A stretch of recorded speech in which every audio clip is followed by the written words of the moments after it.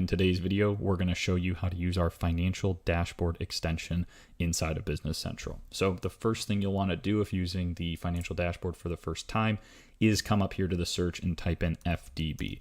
What this is going to do is it's going to give you a few options to get started with the financial dashboard. The first of which you'll want to select is the setup right here. So when I come into the setup, you'll see a handful of options down here, but the first thing you'll want to do is generate the demo key. What this will do is it will give you a free trial license.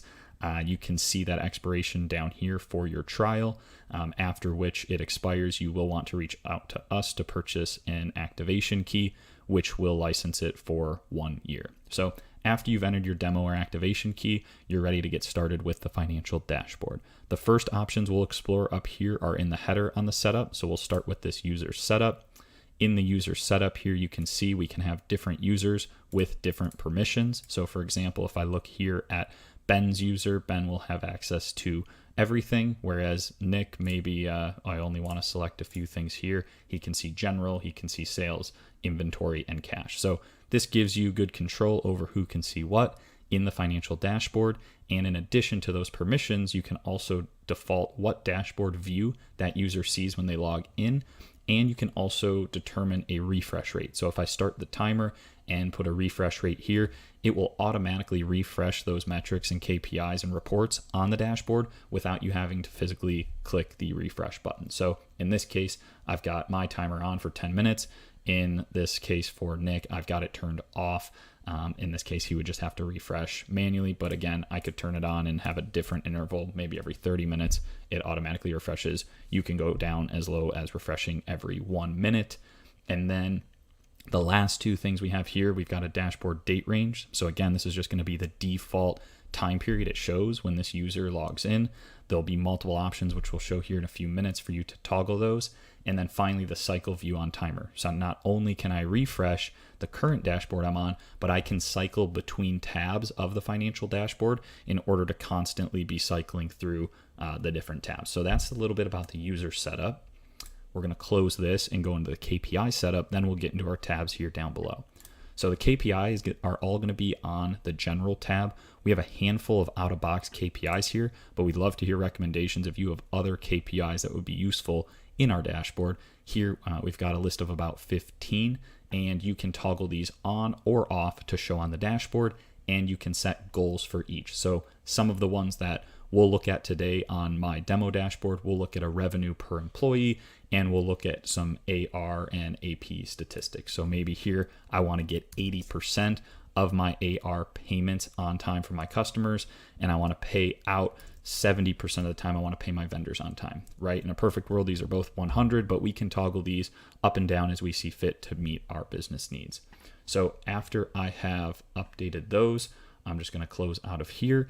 And now we'll get into our general tabs here on the financial dashboard setup before jumping into the metrics and the KPIs. So the first thing we'll want to set up is this general overview. Here we'll see two different columns when we get into the financial dashboard.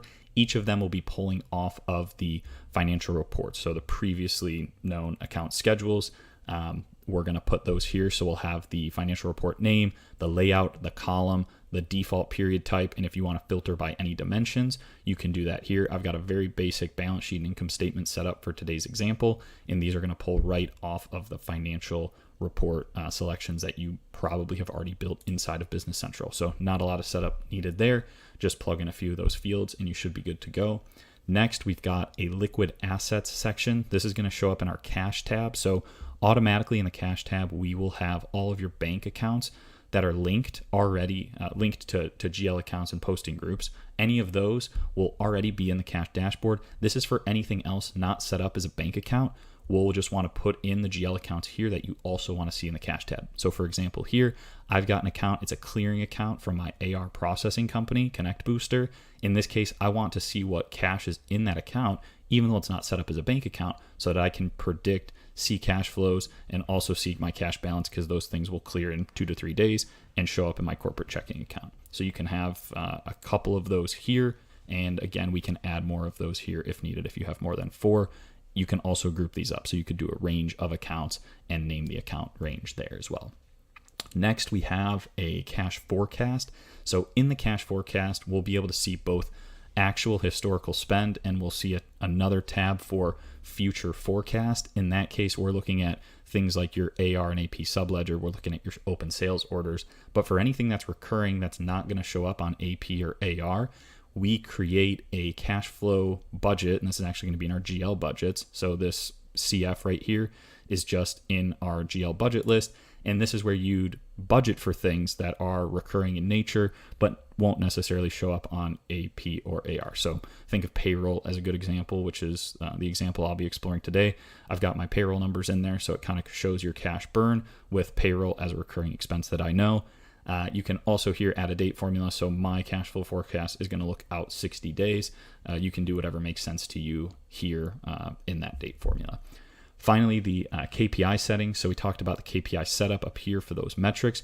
You're just going to want to put a few key data points in here. So for example, we'll want to know what your total revenue account number is, your total assets, liabilities, all that good stuff. These will all be used in your KPI calculations. So as you can see here, that's only a couple minutes of setup, and it gets you a lot of availability and insights into our KPIs and dashboards, which we're about to show next. And there's about 30 of them across 6 different tabs. So that's it for the setup. And next we'll actually jump into the actual dashboard itself. So let's go back here. You can either search for it, or I've got it pinned up here on my favorites bar. So I'm just going to click into the financial dashboard. And when it opens up here, for example, you can see it automatically opened me up into my AR section. And this is just going to be on this AR tab up here. That's based on my user default. So let's go back to the beginning. I'm just going to go click on my general tab here, and we'll see 4 different boxes up here. So up top left, we've got our KPIs. So those were set up in that setup window that I just showed. So you can see the goals. This is calculated based on what we put in our setup, and then you can see our actuals. So it's either going to be green or red, depending on if you're on goal or short of goal. And it's going to show you the goals that we set up. So let's look at the AP payments on time, for example. I said my goal is to pay out my vendors on time 70% of the time, right? I'm actually at 88, so it's saying on goal. That's great. But if I look up at AR, I want to collect cash 80% of the time on time from my customers, right? Actually, I'm only collecting 65% in this demo instance on time, so it's indicating here that I'm short of that goal. So just some quick KPIs and metrics that show you if you're short of goal or on your goal, and then what the status of that is and how it's being calculated. Additionally, if we go over to the right, which this is one of my favorite metrics on the dashboard, is this balance check. So what it's doing here is it's looking at your GL balance for anything linked to these posting groups, and then the subledger balance of those same accounts in the posting groups. So I look at things like AR, AP, bank accounts, inventory, and prepayments. Now, AR, AP, and bank accounts, it looks great. My GL and my subledger are exactly in balance. Everything's green here. That's good to go. There's no status because it's perfect. If I look at inventory, however, I've got a GL balance of $18,050, but my subledger balance is $17,900. So I'm getting a status here that's telling me this is out of balance, and it's indicating to me at a dashboard level that this is something I need to look into to reconcile my GL to my subledger. Now, there's a lot of things that we can do there. We won't get too into it on this demo, but if you need anything on these balance checks where they're off, please feel free to reach out to us and we can help. Last 2 things here at the bottom, these are just pulling from our account schedules. So again, I've got this balance sheet over here and this income statement over here to the right. Now, if I hover over anything here, you can see very quickly that I can drill down into these values, and it will give me some more details on how that value is being made up. These are all just coming off of the financial reports that you've already built inside of Business Central. So that's the general tab. These next 2 will breeze over real quick. It's just financial report 1 and 2, which is on the left side and right side here, just in a larger view. So it's going to be broken out into the full view. So we got a full screen here just to give you some more real estate. And then financial report 2, again, going to be very similar, but just showing you the income statement here instead of the balance sheet. So that's everything for the general and financial reports 1 and 2 tabs. Next, I'm going to jump over here to my accounts receivable. So we're going to have 3 different metrics, which give you a very quick insight into your AR details. So over here, we've got a little pie chart of your different aging buckets. So you can see, okay, I've got, $20,000 in the 31 to 60 versus $15,000 in the 1 to 30. All of this you can drill down on and see more details of what that amount is made up of. Additionally, if I come over here to the right, I can see a quick list of my past due customers. So this is going to be anything with a balance or balance due. You can sort these smallest to largest. And again, it's just giving you a quick view of the total balance and the total balance due for each customer. Then if I come down here to the bottom, I'm going to hide that to give us some more real estate here. Again, I can see everything down here for all of my customers. I can see their balances and I can see the aging buckets. So again, I can sort smallest to largest on any of these buckets. And I can also come over here and open this in Excel if I want to export this to Excel. The other cool thing that we've added in here is this calculate average paydays. So everybody's got payment terms likely set up in Business Central.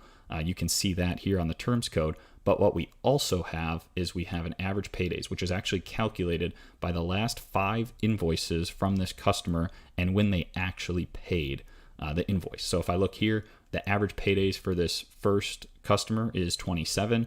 Their terms code is 15. So in that case, I'm collecting cash about 15 days after their original 15-day payment term. So maybe not the greatest in terms of just metrics here. But if I look at the second one, my payment terms are 30 days and I'm collecting cash on average in 8 days from that customer. So again, just some things you can look at here in the dashboard to compare actuals of what's happening in Business Central to some of the standards that you set up, like payment terms.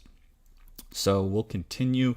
Again, pie chart you can drill down into to see the details, the past due customers and the accounts receivable details, which kind of looks like your detailed trial balance with the different buckets for the AR aging. All right, we're going to come over to AP. You're going to notice that it looks very similar. Again, I've got my pie chart here with the different aging buckets. Again, I mentioned on the AR, we can drill down. So if I look here, I can drill down. It's showing me what 2 invoices make up that balance.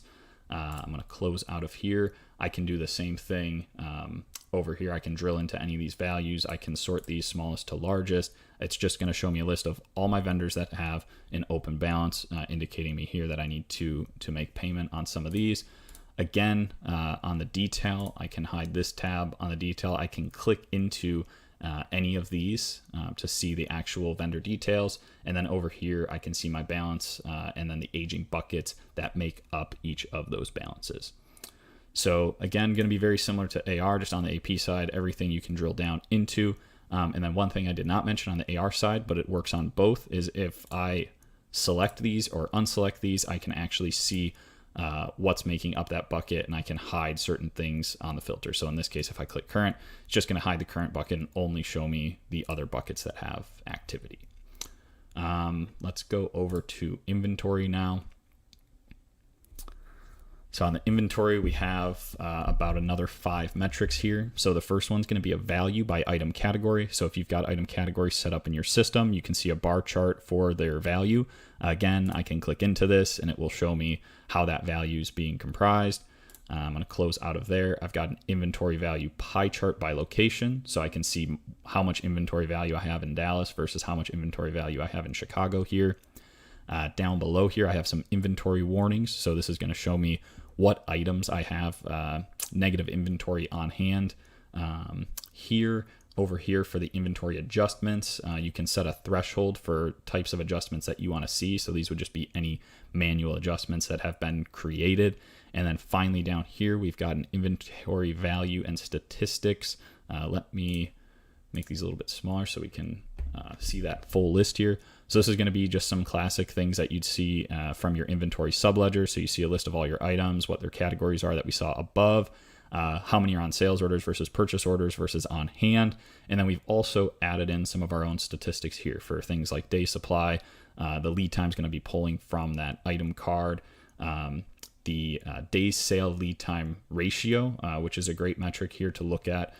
Typically anything below 1 means that we do not have enough inventory in stock to meet our anticipated demand, and anything over 3 would mean we have too much in stock based on how much we're typically selling. So if I look at these 3 items, this one, this Microsoft Surface 9, we definitely have too much in stock for, just based on how many we have and how often we sell it. So we're good for a couple years here. It's saying this Office 365 software package, our day supply, we have enough to supply for 10 days. In this case, I say it's got an 18-day lead time.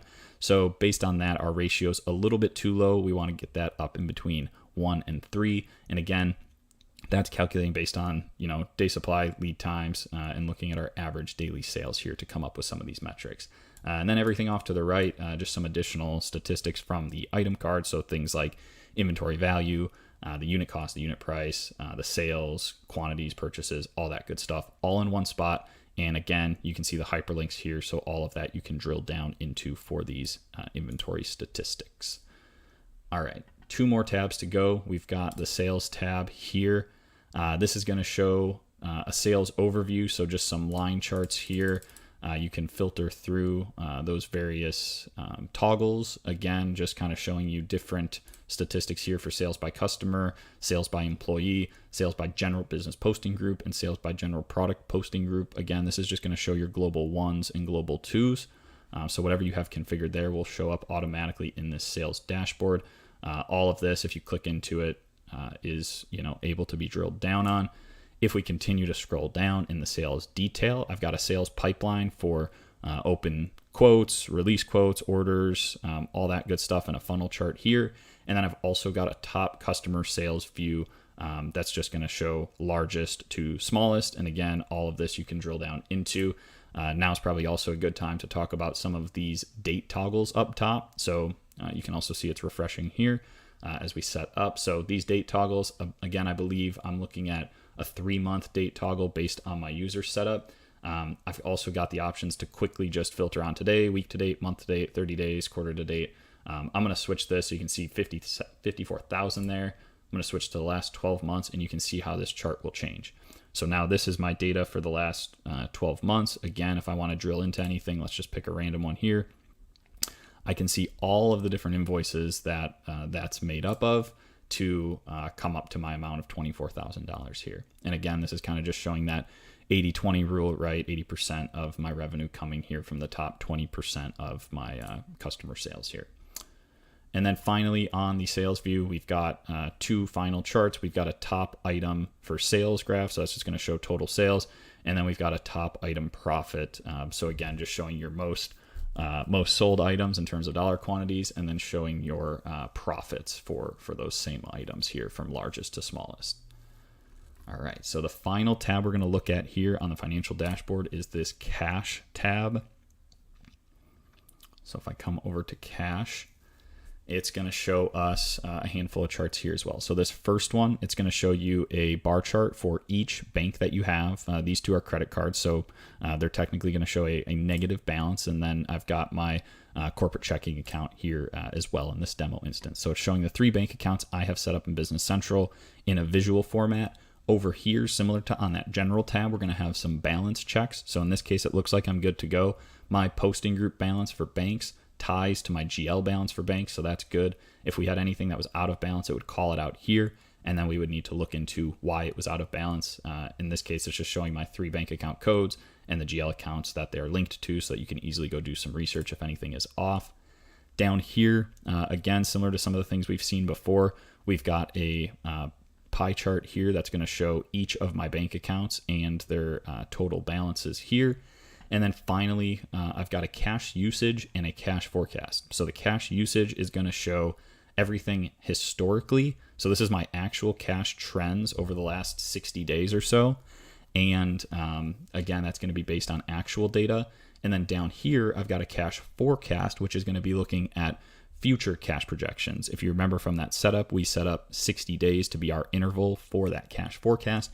So in this case, it's showing me out 60 days my cash burn if everything were to continue to go as planned, I collect AR based on that average paydays. I pay out AP based on my payment terms. And then I also, if you remember, have that cash flow budget. That's going to be for any recurring expenses. So you can see maybe some AR here predicted. Then we got some cash burn, AR, cash burn, cash burn. So if we were to go out a few more months and not bring in any new customers or any new revenue, this shows how long we could go on our current cash forecast here. So that's a little bit about the cash tab here on the financial dashboard. And again, you can see the actual data here, and you're able to click into any of that and drill into it. And you can also toggle these on and off to see, maybe you just want to see the debits and credits here that are calculated into that cash usage. And again, very similarly, you can do so on the cash forecast. The final thing to mention here, we've been using mostly the tabs up top, but there is a settings window here. That's just basically inheriting everything we have up top. If you don't like the date ranges and want a custom date range, you can select custom here and define whatever you would like. And then if you need to toggle a timer or the cycle view on or off, and you don't want to go back to the master list of all of the customers and their setup, you can toggle your own on or off here. And then you can also toggle on or off your dashboard views, as well as your inventory adjustment thresholds, which we talked about on the inventory tab. Let's go back to that real quick.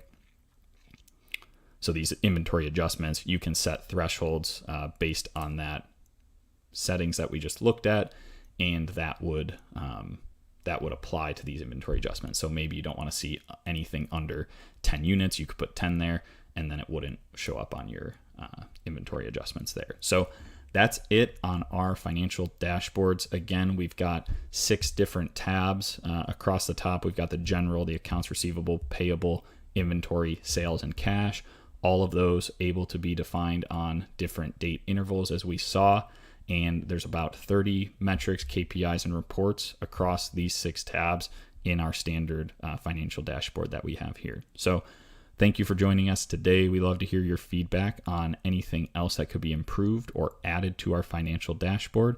So please reach out if you have any other questions, and we look forward to hearing from you. Thank you.